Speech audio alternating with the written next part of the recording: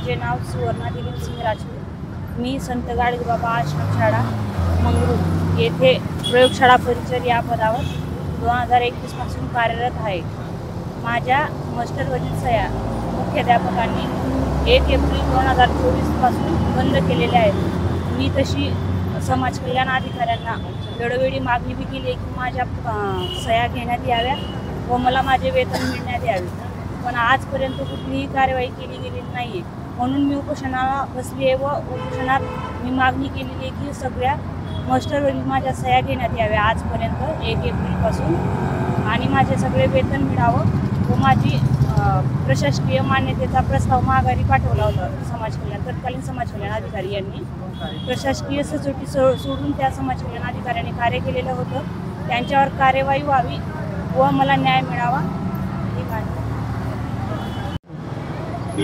मी गिरासे योगेंद्र भीमसिंग, संत गाडगेबाबा आश्रमशाळा मंगरूळ, तालुका तुळजापूर, जिल्हा धाराशिव, पद अधीक्षक। या शाळेत मी 2015-7-2012 पासून कार्यरत आहे।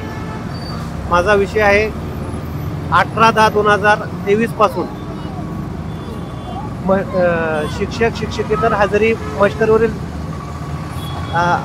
सह्या घेणे आज तागायतपर्यंत व वेतन मार्च 2023 पासून नोव्हेंबर 2024 पर्यंत माझं वेतन मिळावं।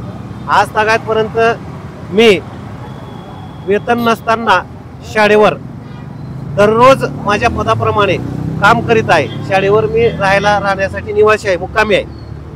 दररोज काम करतोय, सगळं रेकॉर्ड पूर्ण करतो, काय आहे ते पदाप्रमाणे सगळं काम करतो, पण मला आजपर्यंत संबंधित अधिकाऱ्यांनी न्याय दिलेला नाही आहे। मला तात्काळ न्याय मिळावा।